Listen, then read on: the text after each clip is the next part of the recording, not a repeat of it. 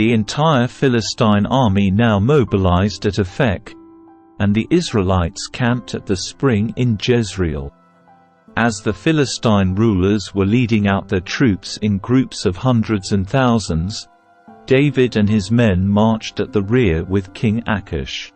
But the Philistine commanders demanded, "What are these Hebrews doing here?"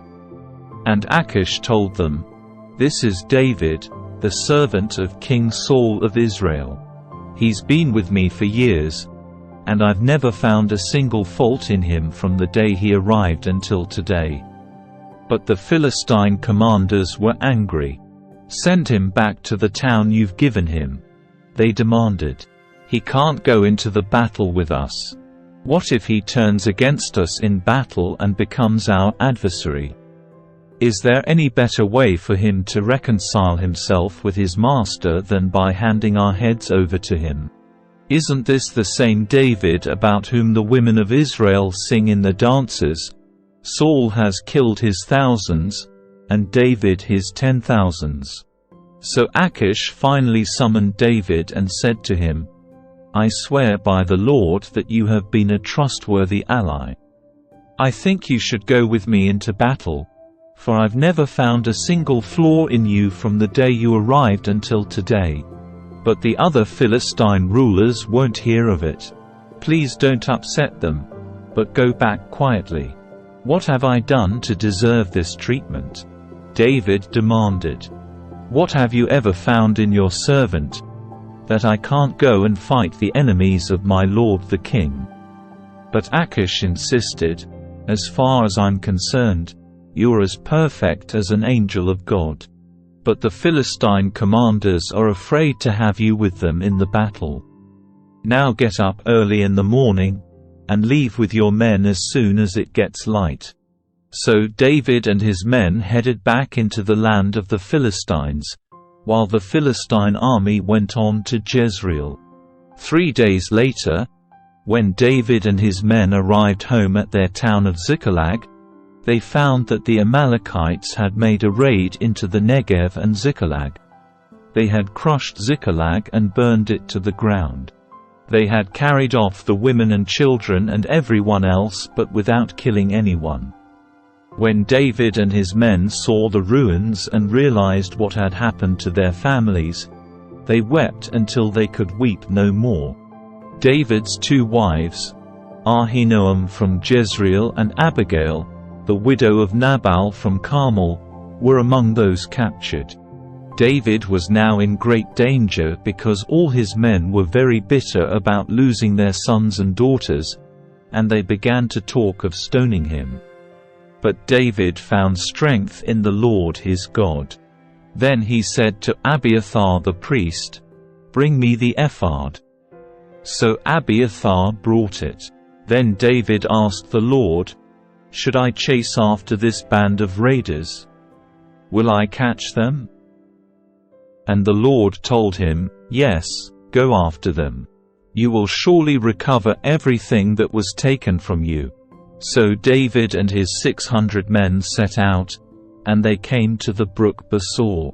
But 200 of the men were too exhausted to cross the brook, so David continued the pursuit with 400 men.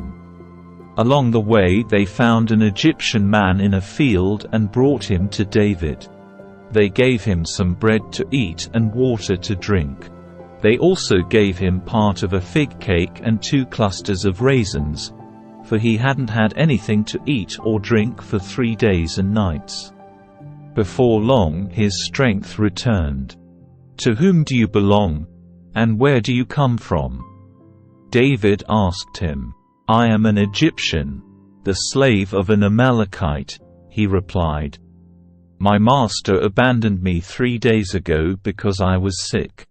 We were on our way back from raiding the Kerethites in the Negev, the territory of Judah, and the land of Caleb, and we had just burned Ziklag. Will you lead me to this band of raiders?" David asked. The young man replied, "If you take an oath in God's name that you will not kill me or give me back to my master, then I will guide you to them." So he led David to them, And they found the Amalekites spread out across the fields, eating and drinking and dancing with joy because of the vast amount of plunder they had taken from the Philistines and the land of Judah.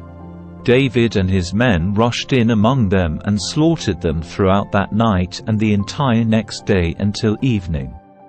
None of the Amalekites escaped except 400 young men who fled on camels. David got back everything the Amalekites had taken, and he rescued his 2 wives. Nothing was missing, small or great, son or daughter, nor anything else that had been taken. David brought everything back. He also recovered all the flocks and herds, and his men drove them ahead of the other livestock. "This plunder belongs to David," they said. Then David returned to the brook Besor and met up with the 200 men who had been left behind because they were too exhausted to go with him. They went out to meet David and his men, and David greeted them joyfully. But some evil troublemakers among David's men said, "They didn't go with us, so they can't have any of the plunder we recovered. Give them their wives and children, and tell them to be gone." But David said, "No, my brothers. Don't be selfish with what the Lord has given us. He has kept us safe and helped us defeat the band of raiders that attacked us. Who will listen when you talk like this?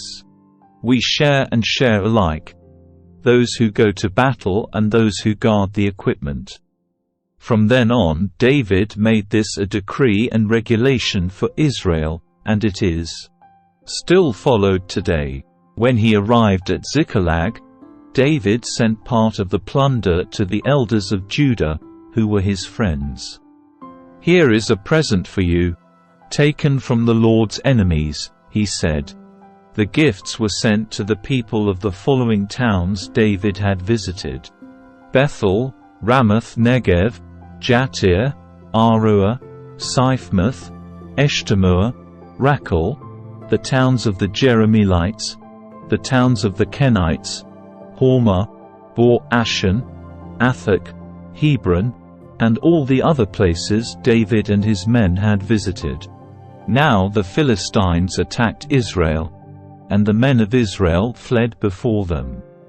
Many were slaughtered on the slopes of Mount Gilboa.